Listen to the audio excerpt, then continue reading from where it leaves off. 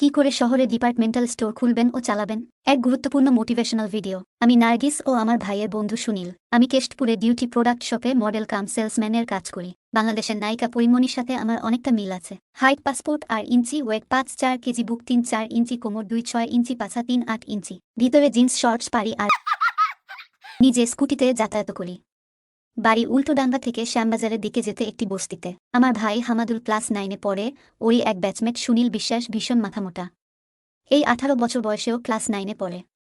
সে মাঝে মধ্যে পাড়ার দোকান ও বিল্ডিং-এ কাজ করে, সেই সাথে পড়াশোনা করে, এমনি মুখ চেনা আছে। গত বছর বর্ষার ঘটনা। আমি ফিরছিলাম স্কুটি নিয়ে, বৃষ্টি এলো। উল্টাডাঙ্গা পার হয়ে ডান দিকে ফ্লাইওভারের নিচে মার্লিন বিল্ডিংয়ের কাছে স্কুটিটা গেল খারাপ হয়ে।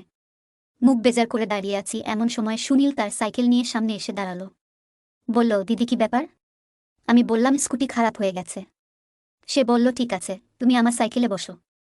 বলে শেষ স্কুটিটা তার আরেক বন্ধুর বাড়িতে রেখে আমাকে সাইকেলে করে নিয়ে যাচ্ছিল। আমি 25 বছর বয়সের আর সে 18, সুতরাং অনেক ছোট। আর সে দেখতেও দুটো খাটো মোটাসোটা কালো হোতকা মার্কা, ভীতু ও লাজুক চেহারা। সুতরাং কোনো সন্দেহ ছাড়া নির্দ্বিধায় তার সাথে নিয়েই যেতে লাগলাম। বৃষ্টি বেড়ে গেল। সেগুলো, দিদি কিছু না মনে করলে আমার বাড়িতে এসে একটু বসো, বৃষ্টি থেমে গেলে পৌঁছে দেব।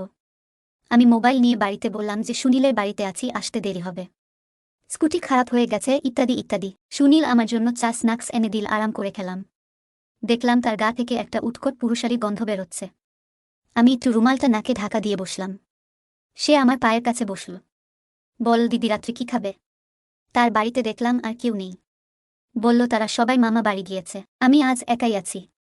পড়াশোনা করবে না? বল, দিদি তুমি পড়ালে পড়ব। বললাম, বই নিয়ে এসো। সেই বই নিয়ে এলো।